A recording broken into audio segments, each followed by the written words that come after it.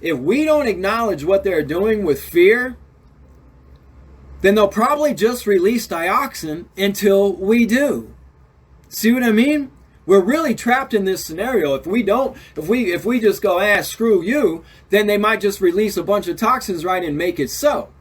If we go scared willy-nilly, then we lose every rights to property and natural freedoms we ever had. It gives, if these people walk away with this, with the right to do what they're trying to do, you're going to see this everywhere, and it's a wrap. This is really important.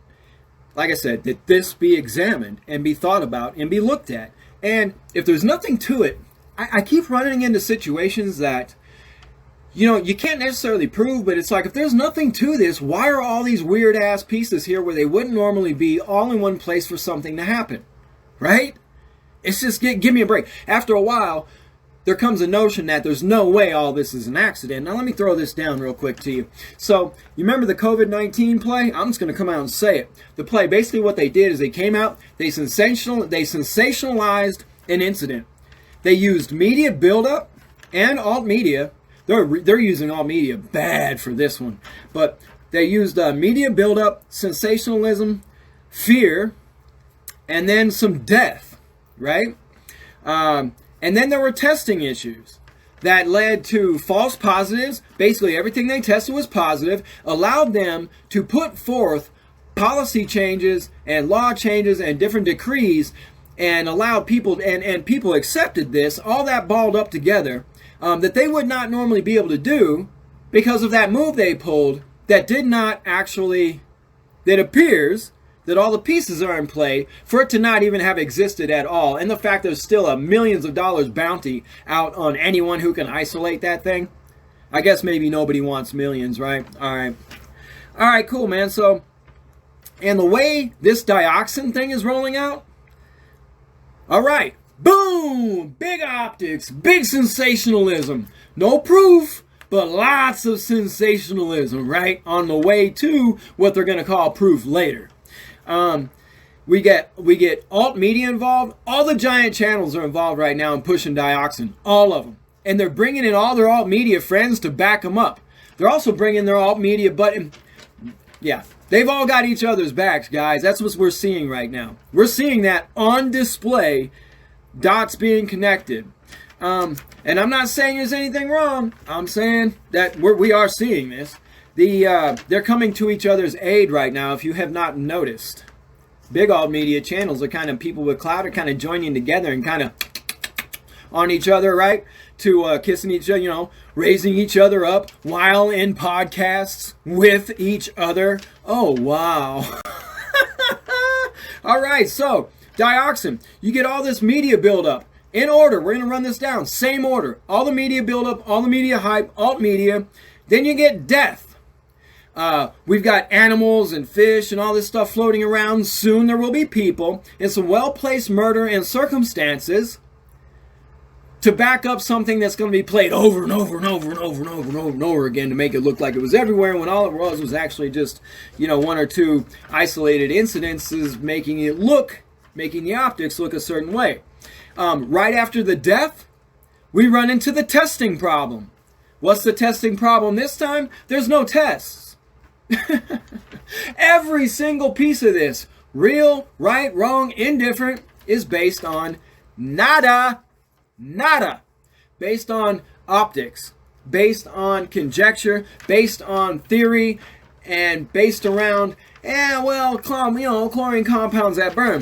Now, there's something I'd like to say something here. And the order that it goes now, so basically what they're going to do is come in with a test that tests for femtograms of this stuff, because supposedly that's where the human toleration is at for a lifetime. So they're going to come up with a test that tests for 1/100000th of a gram of this stuff. 1/100000th, man. We hear these big numbers all the time these days, and we don't really realize what they mean. 1/100000th of a gram. You can have a test ramped up that high. Holy cow. And that's speculation on my part, but if it's not at that spot, then why would it do humans any good? So, it's going to be ramped up so tight, just like the PCR test. And guys, Chlorine has been in the water system for 115 years. 115 years. There's nothing you can burn on this planet, damn near, that's not going to release some sort of a dioxin or has a chlorine compound in it, if dioxins are. So just because you burn a chlorine compound, there's other stuff there that could stop reactions that things would bind with first or whatever. That's just chemistry 101 if you got extra stuff there. So everything that got burned that had chlorine in it didn't have dioxin in it. But here's the thing, dioxin takes a very, very long time for dioxin to break down. And so if you had a fire here 40 years ago, and it was like, say, a house fire or even a field fire, you got to remember the amounts of chlorine we were using back in the day was insane. And anything that caught on fire released dioxin. Guess what? It's just like the PCR test. That's going to pick up remnants. There's going to be remnants of dioxin. Are they effective? I don't know. You know what I mean? What I'm saying is, though, according to, it's nonsensical to think that something that's been in the atmosphere for 115 years is not in the atmosphere today. That every time something with, according to these guys, every time something with chlorine gets burned, it creates dioxins. So tell me where in the world I should go that a test that picks up a femtogram will not pick up dioxin. Oh, wait. We won't have to waste the time. That's rhetorical. I don't think there's anywhere. So basically, they come in, they test everyone they test everything for it, then they condemn it, then they convict it, then they add more mass hysteria, and then they use that to affect law and policy change due to emergency. This also will allow them, watch. Here comes the new state of emergency, guys. Oh, here it comes. There it is. All right, so let's go a couple other pieces of this that's been mentioned already, but let me just wrap this up into this because this is clear motive. The cleanup charge. They come in, they clean up people's property because, of course, they tested positive. And they clean up everybody's property. They charge them millions of dollars for doing it. Then because of that, it raises the property value, which raises the amount of taxes they got to pay. These are people that were just sitting there, and most of these people, it just so happens, don't really dig on the monetary system we use. They use real money and real transactions, and they behave in such as well. So it really, for someone who does not associate in the legal all the time, this basically leaves them no recourse, basically. Let's see here. And they're going to find the stuff on the property no matter what, because the test is ramped up so high. It's the same thing. And then you use the tests to condemn, to scare, to do all this. It's the same play. It appears it can be the same play. And I'd like to repeat, there are no tests. So at this point, 3 weeks in, if there's no tests available, it's because they don't want them and they don't want to make them available. Now let me ask you this. Do you really think they don't have tests? Or you think they're just not making them available? Which one do you think it is? You guys, this is about a land grab. This is about declaring another state of emergency. This is about shaking the bushes and see what falls out, which will be the Amish. See, I'd like to remind you that this only affects the 99%. See, you can already see the price tag on this. If you've got the money, if you're part of the 0.01% or whatever, this isn't even going to faze you. You're going to pay for everything. You're just going to keep on stepping. You're going to get hit with a big charge. It won't matter to you at all. You have to suck up a little pride because you know it's nonsense. But other than that, so this shakes out. This is what this does. This separates. Again. And like I said, once again, I think it's going to allow them, I think it possibly will allow them to declare another state of emergency. This also, them being able to condemn the land and food that's grown on land and all this stuff, they're gonna go after. They're gonna try to. They're basically gonna make it to where we cannot use food as the natural economy that would develop in the event the economy crashes. Food would be what takes over for the meantime until you found something better and another means, right? As things develop, food would be money. Period. Plain and simple. Water as well. Maybe a little power, stuff like that. So basically, no natural economy would be able to develop. And all the leverage that they've been wanting will be securely in place at that point. The natural food supply will have been destroyed. The people ran off their land. Not only that, they will be owning the land, declaring unmitigated disaster, probably declaring these people lost on the land somehow. And you can't. The play here is that you condemn it either way.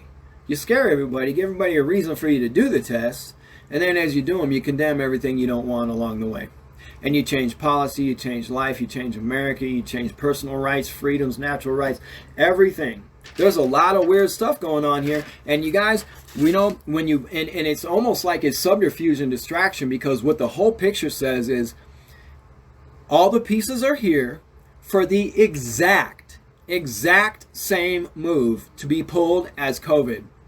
Everything's guilty, everything's condemned, state of emergency, we got to do whatever we got to do. Bada bing, bada boom, boom, boom, boom. And here's the real kicker, guys. Here's the real kicker.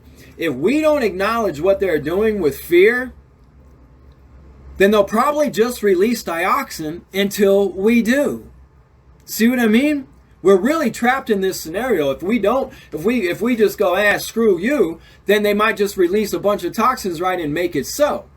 If we go scared willy-nilly, then we lose every rights to property and natural freedoms we ever had. It gives, if these people walk away with this, with the right to do what they're trying to do, you're going to see this everywhere, and it's a wrap. You know, when you use a test that's ramped up that high and it's going to test positive no matter what, I'm just assuming if the same play is in play, it means you don't really care if there's anything there or not. Why would that be? You know, guys, I want to repeat something I said the other day. If they were allowed to just outright poison you and kill you, they would just do it and not tell you about it. They wouldn't broadcast it like they did. This was optics for a reason. There's a million ways to just poison you without you knowing. And since no one's claiming responsibility for that, then for this whole thing, then it occurs to me they don't care if they're not trying to tell us.